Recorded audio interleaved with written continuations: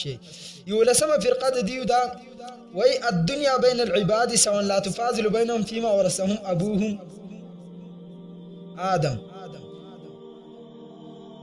دا داسې فرقه د دی وای چې زمکه چې دا شریک یو شان د دې تقسیم وکړي شي. ځکه داسې مولا په نن دور کې راوي ته دا قصې شروع کړي ټول خلک به بس روان. الان کې الله جل جلاله دا په مابین د ټولو کې یو شان کړي نه ده. ځکه دار الامتحان بیا څه شو؟ د دنیا مقصود څه شو؟ د پیدایش مقصد خو د ابتلا او امتحان چې تاسو د ټولو په مابین کې سب برابر شریک کړه وراثت باندې. ځکه دا ټول د آدم علی السلام اولاد دي یو شان. رب دې لکه یو کې په دې کې انبیا دي، په دې کې صحابه، اولیاء، شهدا د دې په مراتبو کې فرق دی. او بل چې دا غوي من الفعل ولنا الاستطاع.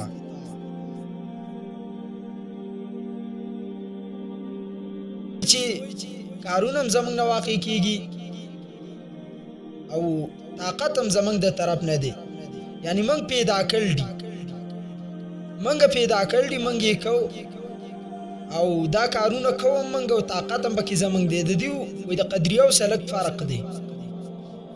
کارونه مینا زمونږ نه دي، منګ یې کو دا منګ په خپل پیدا کړل دي. الله نه دی راکړي، منګ په خپل پیدا کړل دي. د دې فرقې پر رد کې استاد وایي چې سنن ابي داود شریف کې اولنې نمبر حدیث دی. رسول الله صلی الله علیه وسلم فرمایي، ابن عمر روایت کوي چې نبی علیہ السلام فرمایل القدریه مجوس هذه الامه. قدریه چې دی امت مجوسیان دي. ان مریضو یعنی کدا قسم خلک لکه دا ډمان چې زمنګ زلونه صفا دي او موږ په توې دي خلک ورکي. ان مریضو فلا تعودهم کدیو مریضان شي تاسو پوست مورزي. و ان ماتوا فلا تشهدوهم کدیو مړ شي نو تاسو جنازې ته مورزي. وسوکه مولیان اتفاق رسول الله حدیث ما بین کې راغ فیصله حل کړ. دا خلک د چا په کلو کې دي، په کوم علاقو کې دي، په جنازو باندې پابندي ولګوي. دومره واسم نه کیږي. دویم حذیفه رضی الله تعالی عنہ فرمایي رسول الله علیه السلام فرمایي لكل امه مجوس ومجوس هذه الامه الذين يقولون لا قدر من مات منهم فلا تشهدوا جنازته.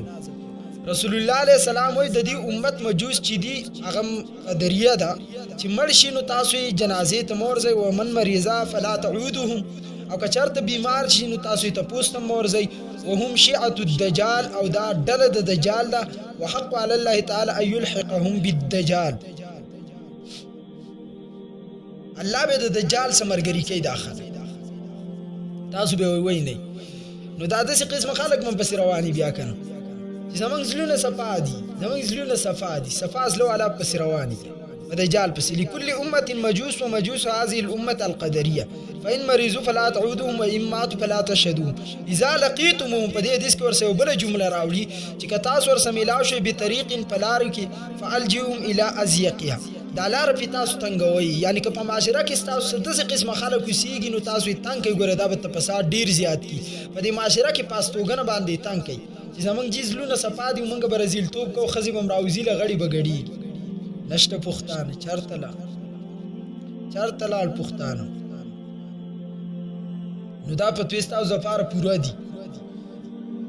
ها و ان دعوا فلا تجيبهم. یو خبره پکې بل ده په یو بل روایت کې راځي کم خلک چې دا قسمه خبرې کوي یعنی ټنګ ټکورونه او به حیايي په حاشیه خوري او زمونږ زلونه صفا دي او یاد اوي چې موږ د الله سره محبت کوو او موږ الله ته ډیر نږدې وند کوم فرقو ذکر چې ما وکړ لکه د معاشره کې دغه قسمه نوجوانان او خلک شته په کورونو کې. یو بل ده یو خو به په معاشره کې دومره تنګ کې چې د معاشرې نه درې کې لکه يهودو په باره کې چې نبی عليه السلام ویلو پرې نه دی درې کې د دیونه نقصان خوريږي. دغه شان جنازه به هم نه کې مریض شو تپوس به هم نه کې که دعوت ته ته در کې دعوت به هم نه قبل.